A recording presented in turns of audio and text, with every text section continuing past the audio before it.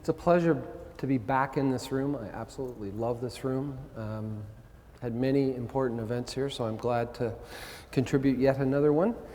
I'd like to begin by saying that it was about 25 years ago to the day that a colonel from the American Army invited me into what actually wasn't his office, but the mayor of Fort Erie's office, and said to me that you have the resources of the U.S. Army at your disposal. Now that's an offer that you don't often get. I'm going to talk to you about a series of events that did not happen in Toronto, but happened in the Niagara region of Ontario, and a series of discoveries that led to that kind of moment in this office, the mayor's office of Fort Erie. I think I want to begin by introducing you to three characters. These are the three main characters of this story, not that they were found in the cemetery, but that they were the leaders of those who were found. Major General Jacob Brown and Brigadier General Winfield Scott were the brains behind the Niagara Campaign of 1814 for the Americans, and Captain Nathan Towson played a very important role at the actual spot of Snake Hill. And I'm going to describe some of the decisions that these folks made during the summer of 1814 as it relates to the people that we found in the ground. But I want you to pay a special attention to the central figure, Brigadier General Winfield Scott. He was known as Fuss and Feathers. Now, if you look at him carefully, does he not look like one cranky character? I think he does. And his men did not like him very much because he was about drill. And I'm going to talk to you a bit about that as well. So this is 1814. There's Fort Erie. There's Black Rock, which is basically Buffalo. Moving up the Niagara River, there's Chippewa. Niagara Falls, that's Lundy's Lane. Queenston here, and Fort George, Newark. So it's early July, 1814, and the decision of the American Army was the Secretary of the Army made the decision that the American forces under Brown and Scott should attack Kingston and make a feint to Fort Erie. Now, Brown made the decision that he didn't think he had enough naval support, so he reversed that decision and instead attacked Fort Erie and moved his nearly 5,000 troops to Fort Erie, or to Black Rock, and crossed on July 3rd and took Fort Erie with very little consequence. Obviously, the British were aware that that was a possibility. They were expecting the American Army to attack, but recall that in 1812 and 1813, they had found themselves confronting an army that was not very well organized, not very well drilled or trained. And so the regulars, at least, weren't really fearful of the American units that were going to be attacking in the Niagara Campaign.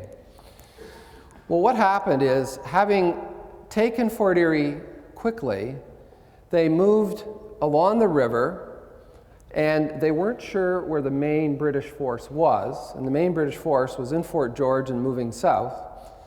And by the time they got to Chippewa, they basically set up camp basically in this area here, and it's a very kind of wide plain here, grass plain, and there's forested area here. And the Americans set up and waited to engage with the British. The British advanced under a British general named Ryle, and they basically came at the American forces and they engaged in open Napoleonic era warfare. And it was a terrible event at which 300 on the American side and 500 casualties on on the British side. And it basically left the field to the Americans, and the British basically returned to Fort George at that time, and the Americans, after a few days, eventually moved northward to what they thought was going to be a siege of Fort George. Within a few weeks, they actually left Fort George, the Americans left Fort George, and headed back and camped in this area until they heard that the British were following them, and then they re-engaged at the famous battle, July 25th, at Lundy's Lane in Niagara Falls. Okay? And that was an evening pitched battle at which hundreds of casualties on both sides occurred again. And with that, the Americans withdrew back to Fort Erie, and the British, who had suffered serious losses at Lundy's Lane, slowed things down and eventually brought their troops with reinforcements back to Fort Erie, and what became the longest siege of a fort in the War of 1812 occurred at Fort Erie. The whole time that these battles were occurring between British and American forces, Major Douglas of the Army Corps of Engineers was left with the task of securing Fort Erie from attack. And here's the main fort, and he set up a fortification that ran southward along the lake shore, and it ended in a 30-foot sand promontory called Snake Hill. There were three main batteries. There was one here, there was one here, and there was another one here, and the battery here was established, was built, constructed, and maintained by Captain Nathan Towson. It's called Towson's Battery. So, these on this map, for those of you who know Fort Erie, this is basically Dominion Road, and you would go across the Peace Bridge about here. You know where the fort is, and those are the British lines, and where the British batteries were that began on August 3rd an absolutely constant bombardment of Fort Erie. And when I say Fort Erie, not just the fort, but the entire camp that had been established in July into early August by the Army Corps of Engineers. So with 2,000 people basically camping out here, supplies coming from across the river from Black Rock, from August 3rd till November, you can imagine that there would be quite an archaeological record of that, and a lot of very interesting events, and most of the neighbors who now live in this area have found shot, cannonballs, all sorts of material. It's a fascinating area in Fort Erie, not highly developed. It's almost like cottage development in this area, as you'll see in a few minutes. So there's this rich history, and the people at the fort are the people who know that history the best. And that's kind of by way of introduction to what happens. In 1987, people decide that they can put in not only this house, but two more houses between this, which is where Snake Hill was, and this house here, which is this house. So basically, there's room there for two cottages or two houses, new houses, right on the beachfront. And that right there, or that right there, is Snake Hill, where the westernmost battery of the defensive fortifications of August through November were located. Now, when these folks are building this house, in April of 1987, word gets out that they've discovered human bone while they're excavating their foundation. They phone the police send an officer out, And the officer is told by the garage, or by the contractor, who is at this point finishing the garage, which is what you're looking at right there, that no, they don't know what they're talking about. There hasn't been any bone found here. And the police left right away. The next thing that happened a day later is that a call went in to the St. Catharines Standard to a reporter named John Nicol, and he went out to have a look because it was said to him that the police had gone and it had been covered up. So he thought he'd go and have a look. And he went and interviewed them and posed as a bone collector, an avocational archaeologist. And the contractors led him into the garage and showed him what they had been finding, which was a lot of human bone. Now, nothing had been found by these guys with this bone, so didn't really know what it was, but he collected these bones and he took them to the coroner, the regional coroner. And the coroner said, yes, these are human, and it was his opinion that they were old, and that this was unlikely to be of forensic interest. And what that meant was, it was almost an official proclamation that this isn't a police matter, this isn't a coroner's matter, this is kind of some kind of archaeological matter and really falls under the Cemeteries Act. But of course, John Nicol really didn't have any idea what that meant. You know, did that mean somebody could actually investigate this or what? So by the end of April, the Cemeteries branch had been told, the Registrar of Cemeteries had been told, and a very slow bureaucratic process started rolling. And that process was letting the town of Fort Erie know that these bones had been found, probably during the construction of this house, which just happened to be owned by the son of a very prominent lawyer. And it just turned out that it took several months for Fort Erie to figure out that this was a liability, because in terms of the planning phasing, these people who had bought these lots had complete planning authority for construction. They were told they would get building permits when they made the application. So the town was somewhat compromised, let's say, and they had to assume responsibility for dealing with this situation. And the first thing they did is they said, well, how big is this situation? And they did not first attack these two lots, but had us, we were retained, and in September, we began the task of looking at all of the lots and this space here between these two for any sign of human bone. Just before that started, I had a call, actually before we were retained by the town, I had a call by an archaeologist who works for the Ministry of Culture who said, let's go down and have a look at this. You know a bit about Fort Erie, we had worked there before. And we found ourselves loose human bone, but we also found some chert flakes or flint flakes. So our starting position, the archaeologist from Culture and myself, was that these guys built a house and they may have gone through some kind of pre-contact burial situation, because there were all these artifacts that were still on the ground in this lot.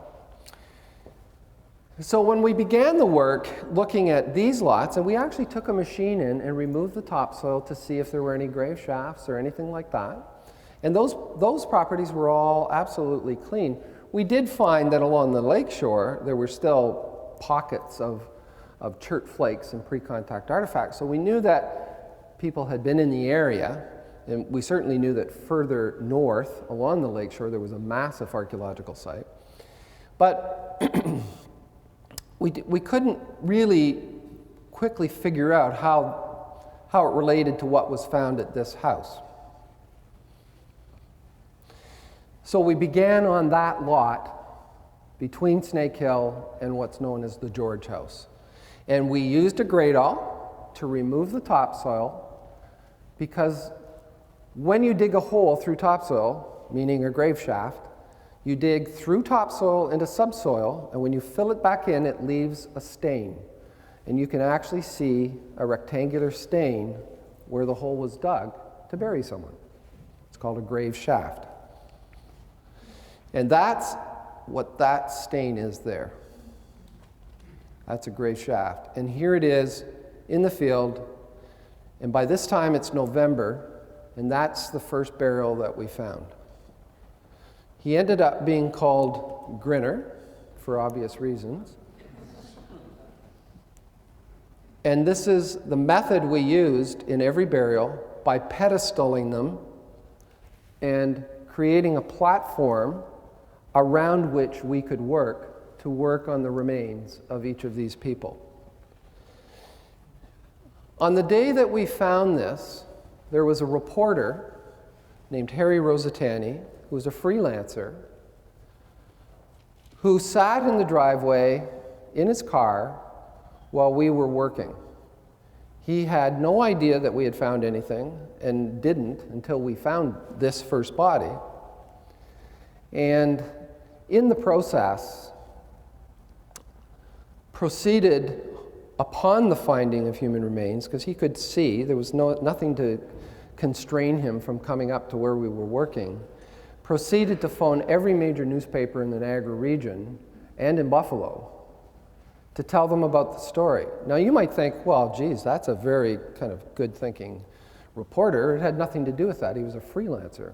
He figured he could cover the entire market and have all of these news agencies basically depending on him to tell the story. We got to know this guy really well, and he turned out to be just a bundle of energy, and organized the media, which you will see in a few minutes really needed organizing.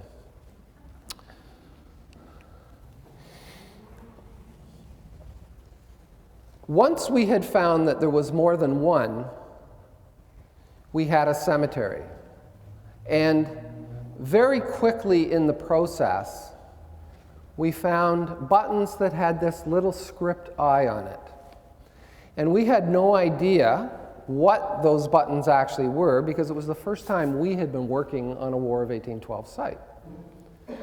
And as it turned out, they're script eye U.S. infantry buttons.